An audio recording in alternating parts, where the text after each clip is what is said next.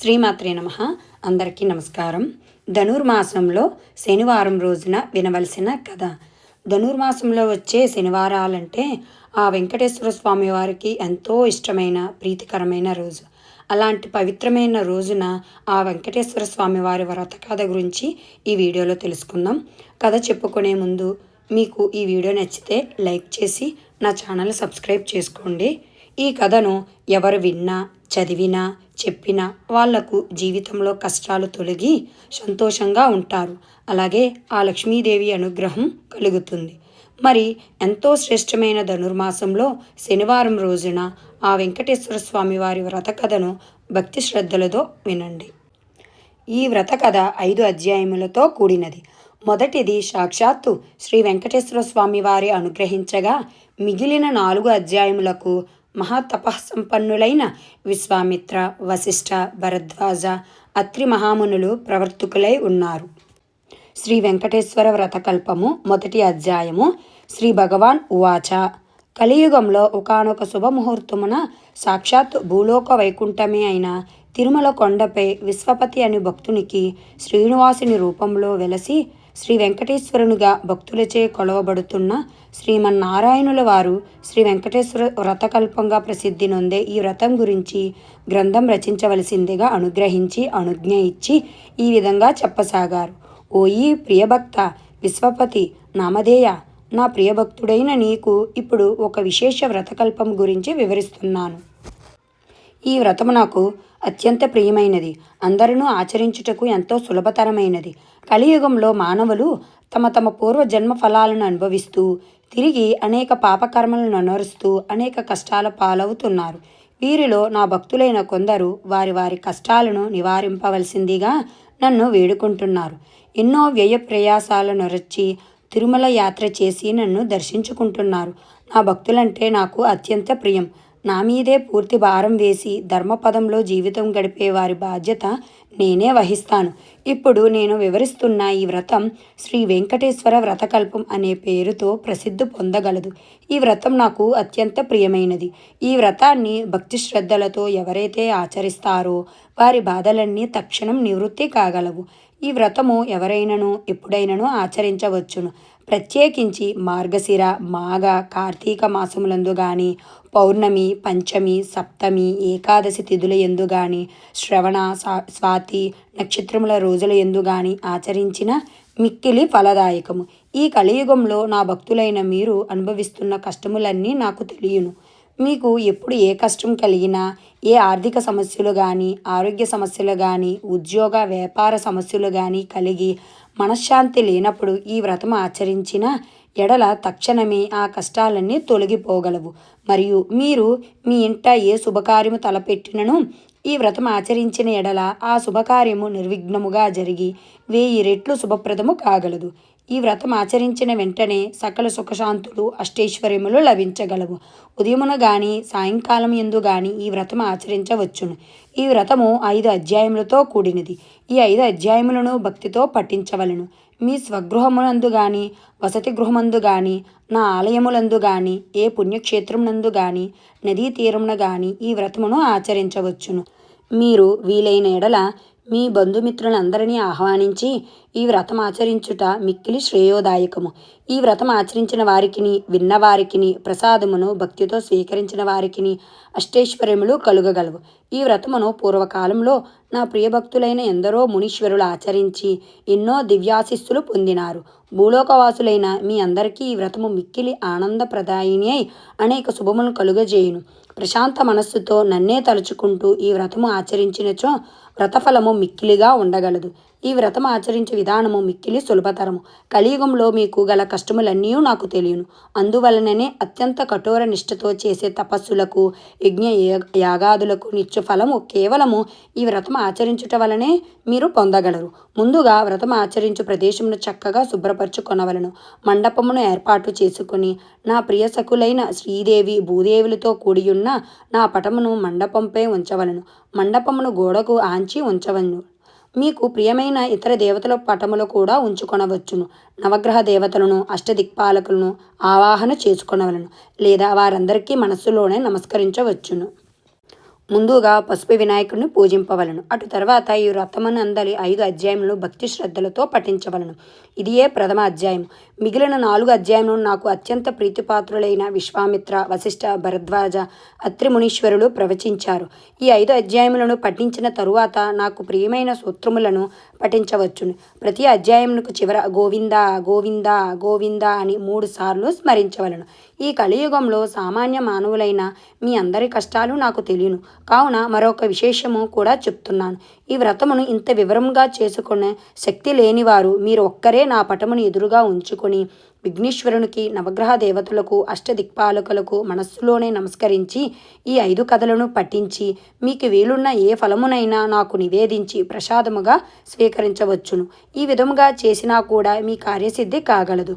మీ కష్టములన్నీ తొలగిపోగలవు. మీకు సకల శుభములు కలుగును.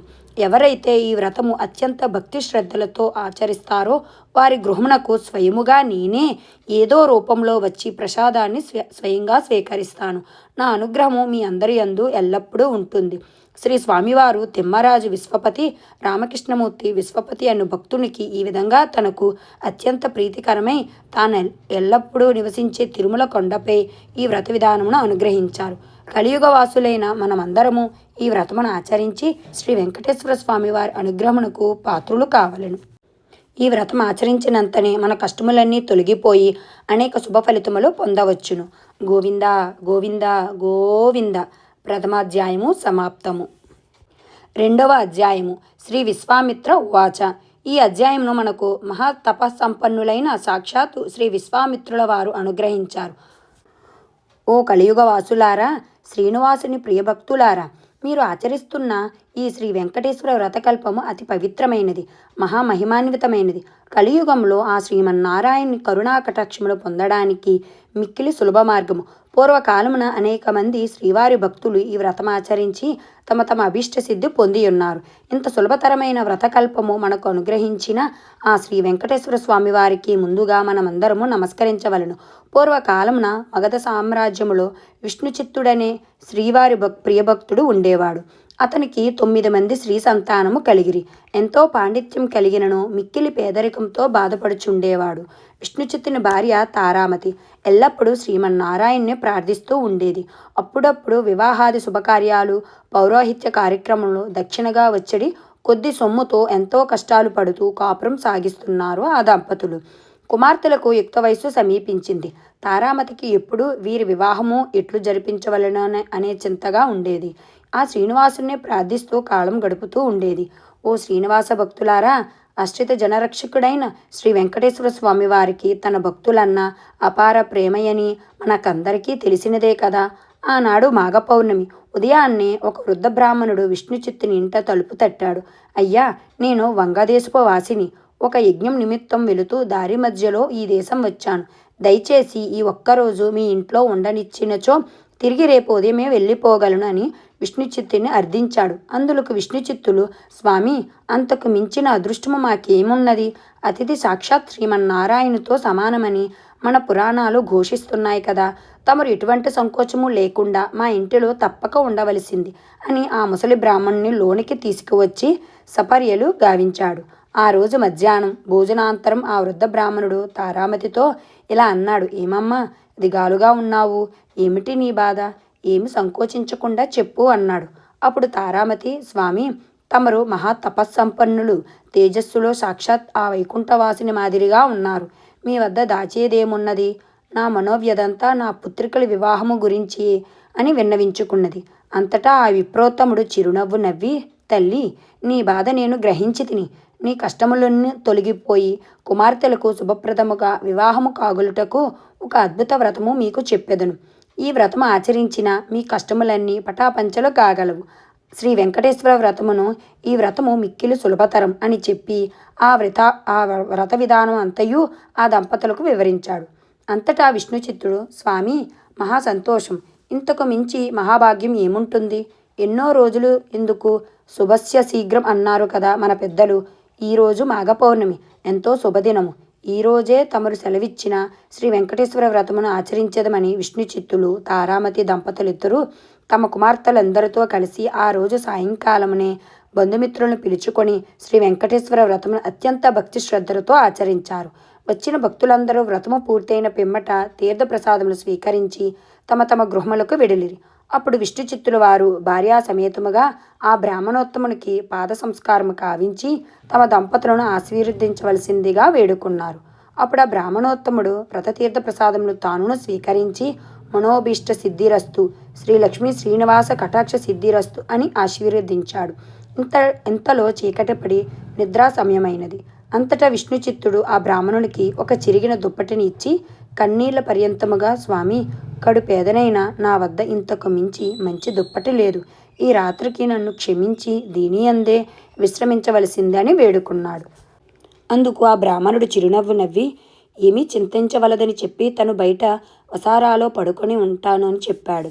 కొద్దిసేపటికే అందరూ నిద్రకు ఉపక్రమించారు. రాత్రి 4వ జామున ఉరుములు మెరుపులతో పెద్ద వర్షం మొదలైంది. అంతా కటిక చీకటి. గాఢాంధకారంలో కంటికి ఏమీ కానరావట్లేదు. విష్ణుచిత్తునికి బయట పడుకున్న ఆ ముసలి బ్రాహ్మణుడు ఎలా ఉన్నాడు అని బెంగగా ఉంది. కానీ ఈ గాఢాంధకారంలో ఏమీ కనిపించక ఎప్పుడెప్పుడు తెల్లవారుతుందా అని ఆ రాత్రి గడిపారు ఆ కుటుంబం అంతా. ఇంతలో తెల్లవారింది. వాన తేలిక పడింది. బయట బ్రాహ్మణుడు ఏమైనాడో, ఎంత బాధపడ్డాడో అనుకుంటూ బయటకు వచ్చిన ఆ దంపతులకు అద్భుత దృశ్యం కనిపించింది. అక్కడ విప్రోత్తముడు లేడు. చిరిగిన దుప్పటి స్థానంలో పట్టు పీతాంబరం ఉంది. ఆ పీతాంబరంపై శ్రీ వెంకటేశ్వర స్వామి వారి విగ్రహం చిరునవ్వుతో కనిపించింది. జరిగినదంతా ఆ దంపతులకు అర్థమైంది. వారి ఆనందానికి అవధులు లేవు. వచ్చింది సాక్షాత్ ఆ శ్రీమన్నారాయణుడే. ఆహా, ఏమి మన భాగ్యము! కానీ ఆ స్వామివారిని గ్రహించలేకపోతిమే. చివరికి చినిగిన దుప్పటిచ్చినామే అని తలుస్తూ శ్రీ స్వామివారి విగ్రహాన్ని కళ్ళకద్దుకొని ఇంట్లోకి వచ్చారు. ఇల్లంతా స్వర్ణమయంగా కనిపించింది. అంతటా ధనరాశులే. ఆహా, శ్రీ వెంకటేశ్వర స్వామి వారి వ్రతకల్ప మహత్యము వలన గదా ఇదంతయు జరిగినదని ఆ స్వామిని అనేక విధాలా స్తుతించారు. చూసారా, సాక్షాత్ శ్రీ స్వామివారి ఆ భక్తిని ఇంటికి అతిథి రూపంలో వచ్చి వ్రత విధానము చెప్పడమే కాకుండా తీర్థప్రసాదాలకు కూడా తానే స్వయంగా స్వీకరించాడు. శ్రీ స్వామివారు అంతటి కరుణామయుడు. ఎవరైతే భక్తి శ్రద్ధలతో ఈ వ్రతాన్ని ఆచరిస్తారో వారింటికి తానే స్వయంగా ఏదో రూపంలో తప్పక వస్తాడు. మీరందరూ కూడా ఈ వ్రతాన్ని ఆచరించి స్వామి కరుణా కటాక్షాలు పొందండి. శ్రీ లక్ష్మీ శ్రీనివాస కటాక్ష సిద్ధిరస్తు అని విశ్వామిత్రుల వారు సెలవిచ్చారు. గోవింద గోవింద గోవింద. 2వ అధ్యాయము సమాప్తము. 3వ అధ్యాయము. శ్రీ వశిష్ఠ ఉవాచ. ఈ అధ్యాయాన్ని మహాతపోనిష్ట గరిష్ఠులైన శ్రీ వశిష్ఠి మునీశ్వరుల వారు శ్రీమన్నారాయణుల వారి అనుగ్రహంతో మనకు వివరించారు. ఓ కలియుగవాసులారా, శ్రీనివాసుని ప్రియభక్తులారా, వైకుంఠంలోని శ్రీమన్నారాయణుడే నేటి తిరుమల శ్రీ వెంకటేశ్వరుడు. కలియుగవాసులైన మీ అందరి కష్టాలను తీర్చడానికి స్వామి మీకు అతి చేరువలో ఈ తిరుమల కొండపై అవతరించారు. ఆ స్వామివారిని ప్రసన్నం చేసుకొనడానికి ఈ వ్రతం మిక్కిలి సులభతరం. ఈ వ్రతం భక్తి శ్రద్ధలతో ఆచరించిన వారు సకల సౌభాగ్యాలను అనుభవిస్తారు. పూర్వకాలంలో అవంతి దేశంలో భాగ్యనగరం అనే పట్టణం ఉండేది. పేరుకు తగినట్లుగానే ఆ పట్టణంలో అనేక మంది భాగ్యవంతులు ఉండేవారు. అయితే వారు తమ తమ సంపదలను చూసుకొని గర్విస్తూ మిగిలిన సామాన్యులను అతి హీనంగా చూసేవారు. ఆ ఐశ్వర్యమంతా తమ గొప్పేనని తలుస్తూ నిత్య పూజలు కాదు కదా, విశేష రోజులలో కూడా ఏ పూజలు చేసేవారు కాదు. ఆ సృష్టికర్త శ్రీమన్నారాయణుడికి వీరందరికీ జ్ఞానోదయం కలిగించాలని తోచింది.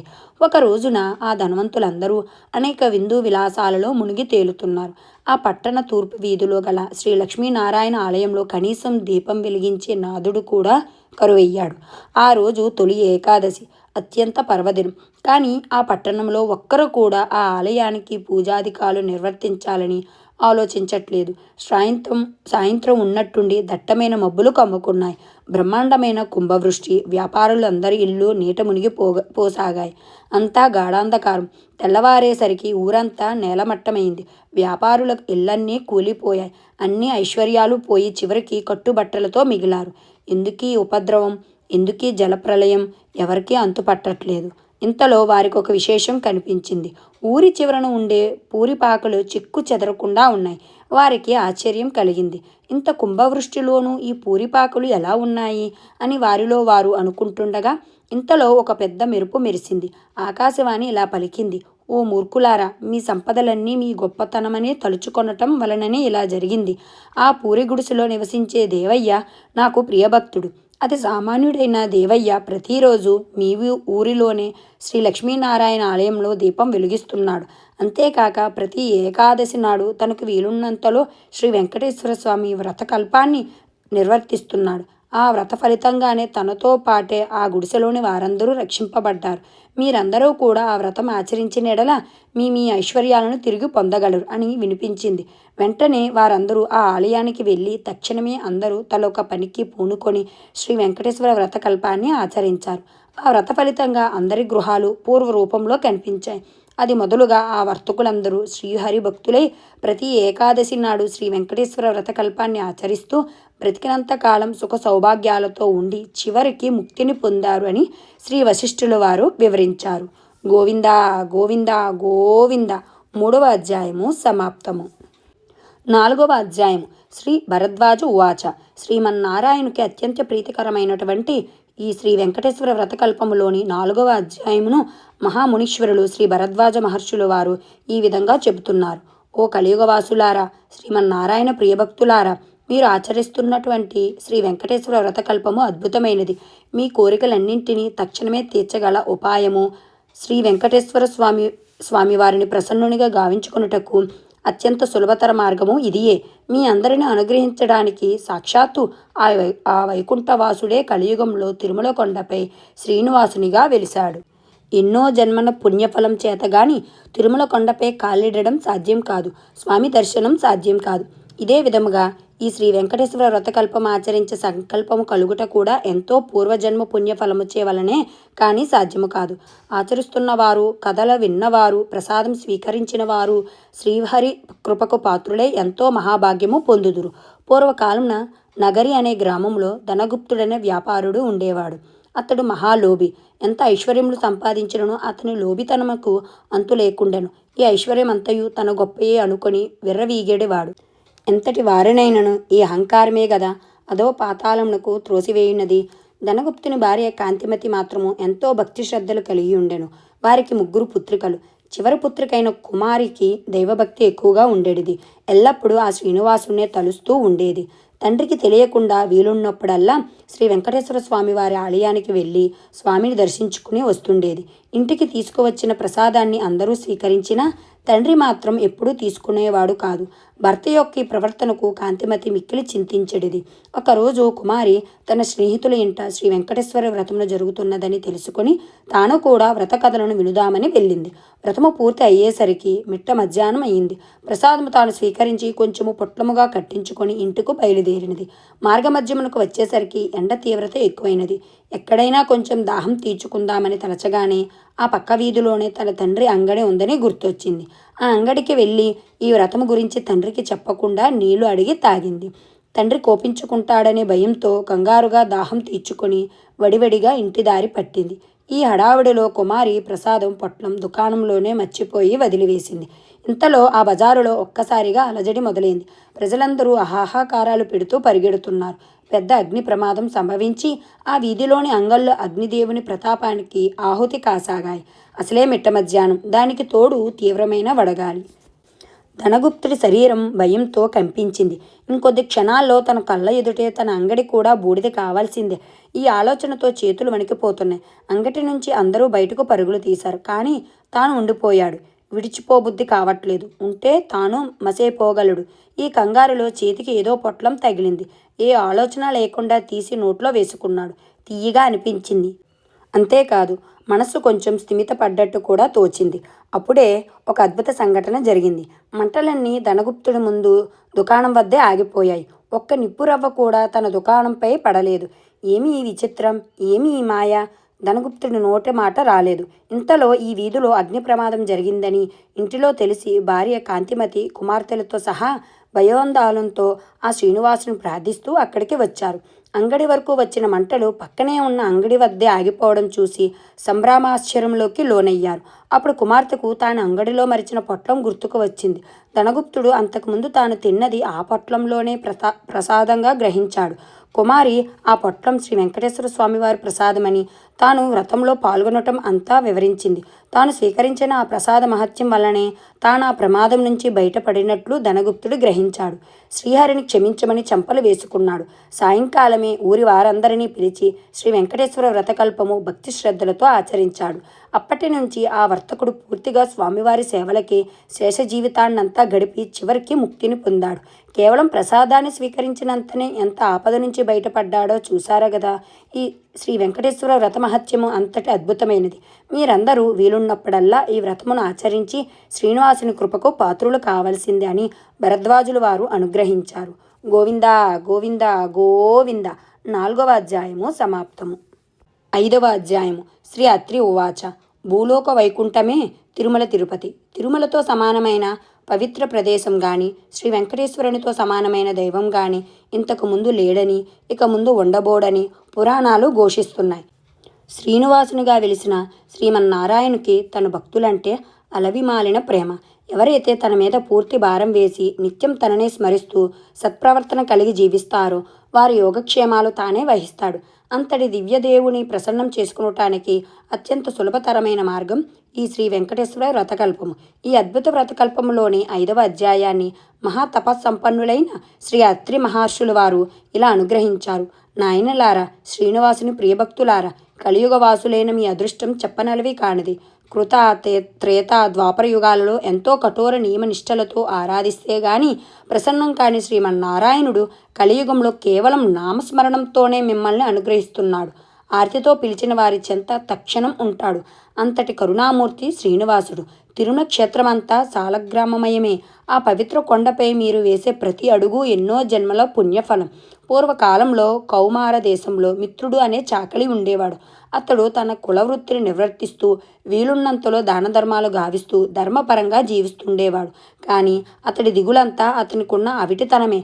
కాలు అవిటిది కావడం చేత ఉతికిన బట్టలను మూటల కట్టి ఇంటింటికి తిరిగి ఇవ్వటం చాలా కష్టంగా ఉండేది. దానికి తోడు గంపెడు సంసారం. కష్టపడకపోతే పూట గడవదు. ఎల్లప్పుడూ ఆ శ్రీనివాసునే ప్రార్థిస్తూ ఉండేవాడు. ఏదో ఒక రోజున ఆ స్వామి తనను కరుణిస్తాడన్న నమ్మకంతో జీవనం సాగిస్తుండేవాడు. భక్తజన సులభుడైన శ్రీమన్నారాయణుడు ఇదంతా గమనిస్తూనే ఉన్నారు. ఎవరికైనా వారి పూర్వజన్మ కర్మ నివృత్తి అయ్యే సమయానికి శ్రీనివాసుడే ఏదో రూపంలో వచ్చి తన భక్తులను తప్పక ఆదుకుంటాడు.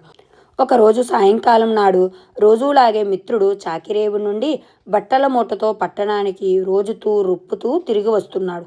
ఇంతలో మార్గమధ్యంలో వాడికి ఒక ముసలి బ్రాహ్మణుడు తారసిల్లాడు. సహజంగా భక్తి శ్రద్ధలు కలవాడు అవడం చేత మిత్రుడు భుజం మీద మూటలు క్రింద పెట్టి ఆ బ్రాహ్మణుడికి నమస్కరించాడు. అంతటా ఆ విప్రోత్తముడు, నాయనా, ఈ అవిటికాలితో ఎంతో బాధపడుతున్నావు. నీ బాధ చూడటానికే కష్టంగా ఉంది. నువ్వెంత కష్టపడుతున్నావో కదా అని అన్నాడు. అప్పుడు మిత్రుడు, స్వామి, మీరెవరో మహానుభావుల్లాగా ఉన్నారు. గంపెడ సంసారం భారం చేత నాకు ఈ పని తప్పటం లేదు. ఈ అవిటితనం పోయే మార్గం ఏదైనా సెలవియ్యవలసింది అని విన్నవించుకున్నాడు. అప్పుడు ఆ ముసలి బ్రాహ్మణుడు, నాయనా, తప్పక చెబుతాను, సావధానంగా విను. నీ అవిటితనం పోవడమే కాకుండా నీకు అష్టైశ్వర్యాలు కలిగే వ్రతం ఒకటి చెబుతాను. వ్రతం ఆచరించిన మరుక్షణమే నీకు 1000 వరహాలు లభిస్తాయి. అయితే ఒక షరతు, అందులో సగం నాకు సమర్పించాలి. రేపు మళ్ళీ ఇదే సమయానికి ఇక్కడ వస్తాను అని చెప్పాడు. అప్పుడు మిత్రుడు, స్వామి, ఇంతకు మించిన మహాభాగ్యం ఏముంటుంది? ఆ వ్రతమేదో ఈరోజే ఆచరిస్తాను, సెలవియ్యండి అని ప్రార్థించగా ఆ బ్రాహ్మణుడు శ్రీ వెంకటేశ్వర వ్రతకల్పాన్ని వివరంగా చెప్పాడు. మిత్రుడు రెట్టించిన ఉత్సాహంతో ఇంటికి వచ్చి ఈ విషయమంతా భార్యకు చెప్పి ఇరుగు పొరుగుల వారిని ఆహ్వానించి శ్రీ వెంకటేశ్వర వ్రతాన్ని ఆచరించి తీర్థప్రసాదాలు తాను స్వీకరించి వచ్చిన వారందరికీ పంచాడు. ఇంతలో ఇంటి బయట ఏదో కోలాహలం వినపడింది. మిత్రుడి కుమారుడు బయట నుంచి ఇంట్లోకి పరుగు పరుగున వచ్చి, అయ్యా, రాజభటులు నీ కోసం వచ్చారు. రాజుగారు నీకు కట్న కానుకలు పంపించారట అన్నాడు. ఇంతలో రాజభటులు వచ్చి మిత్రుడిని రాజుగారి ఆస్థానంలో చాకలిగా నియమించారని 1000 వరహాలు బహుమానంగా పంపారని చెప్పి మిత్రుడి చేతిలో 1000 వరహాల మూట పెట్టారు. 1 వారం లోపల వచ్చి రాజుగారి కొలువులో చేరవలసిందని చెప్పారు. మిత్రుడి ఆనందానికి అవధులు లేవు. వారం దాకా ఎందుకు, రేపే వెళ్ళాలి అని మూటాముల్లే సర్దుకొని మరుసటి రోజు తెల్లవారుజామునే ప్రయాణమయ్యాడు. ఈ ఆనందంలో ఆ ముసలి బ్రాహ్మణి సంగతే మర్చిపోయాడు. దారి మధ్యలో గుర్తుకు రాగా 1 నెల తర్వాత కలవవచ్చులెమ్మని అనుకున్నాడు. వెళ్ళి రాజా ఆస్థానంలో చేరాడు. రోజులు నెలలు గడుస్తున్నాయి. ఆ బ్రాహ్మడికిచ్చిన మాట పూర్తిగా మరిచిపోయాడు. అంతే, బ్రాహ్మణ రూపంలో వచ్చిన స్వామివారికి కోపం వచ్చింది. మానవ నైజం అంతేనని అనుకున్నారు శ్రీ స్వామివారు. తన మహత్యం తెలియచెప్పాలనే నిర్ణయించుకున్నాడు. అంతే, ఆ మర్నాడే రాజా ఆస్థానంలోని రాణిగారి నగలు మాయమయ్యాయి. ఆ అభాండం మిత్రుడి మీద పడింది. మిత్రుడికి కఠిన కారాగార శిక్ష పడింది. రాజభటులు మిత్రుని పలు విధాల శిక్షించారు. ఎందుకిలా జరిగింది, ఎందుకీ అభాండం తన మీద పడిందని తలుస్తున్న మిత్రుడికి ఆ రాత్రి స్వామివారు కలలో కనపడి వృద్ధ బ్రాహ్మణుడి రూపంలో వచ్చినది తానేనని, తనకిచ్చిన మాట నిలబెట్టుకోకపోవడం చేతనే ఇలా జరిగిందని చెప్పారు. అప్పుడు మిత్రుడు, స్వామి, నేను మిక్కిలి పాపాత్ముడి, ఎంతటి అపరాధం చేశాను, దయచేసి నన్ను కరుణించండి. ఇక మీదట తప్పక ప్రతీ నెల మీ వ్రతం ఆచరిస్తాను. నా సంపాదనలో సగభాగం ప్రతీ నెల జీవితాంతం తమకే సమర్పిస్తానని చెంపలు వేసుకొని స్వామివారిని పరిపరి విధాలా వేడుకున్నాడు. భక్తజన సులభుడైన స్వామివారు అందుకు సంతోషించి మిత్రుడిని అనుగ్రహించారు. శ్రీహరి అనుగ్రహం చేత రాణి నగలు వేరే ప్రదేశంలో మరుదినమునే దొరికినవి. మిత్రుడు దొంగిలించలేదని రాజు గ్రహించడం జరిగింది. మిత్రుడిని కారాగారం నుంచి వదిలివేశారు. అప్పటి నుంచి మిత్రుడు స్వామివారికిచ్చిన మాట ప్రకారం ప్రతీ నెల శ్రీ వెంకటేశ్వర వ్రతం ఆచరిస్తూ తన సంపాదనలో సగభాగం స్వామివారికే సమర్పిస్తూ కలకాలం సుఖంగా జీవించి చివరన ముక్తిని పొందారు అని అత్రి మహర్షుల వారు సెలవిచ్చారు. గోవింద గోవింద గోవింద. పంచమ అధ్యాయం సమాప్తం. శ్రీ వెంకటేశ్వర వ్రతకల్పము సమాప్తము. సర్వే జన సుఖినో భవంతు.